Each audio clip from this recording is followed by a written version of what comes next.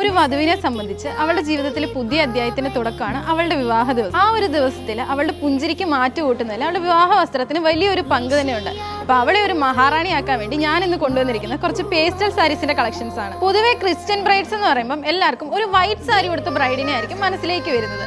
പക്ഷേ ഇപ്പൊ കൂടുതൽ ആൾക്കാരും ചൂസ് ചെയ്യുന്നത് നല്ല എലഗന്റ് ആയിട്ടുള്ള പേസ്റ്റൽ ഷെയ്ഡ് സാരീസ് ആണ്. അപ്പോൾ കുറച്ച് പേസ്റ്റൽ ഷെയ്ഡ് സാരീസിന്റെ കളക്ഷൻസ് കാണിച്ചു തരാം. പേസ്റ്റൽ ഷെയ്ഡ് സാരീസ് ചൂസ് ചെയ്യാൻ പോകുന്ന ബ്രൈഡ്സിന് ബെസ്റ്റ് ഓപ്ഷൻ ആട്ടോ ഈ ഒരു ലൈറ്റ് ലാവൻഡർ ഷെയ്ഡ്.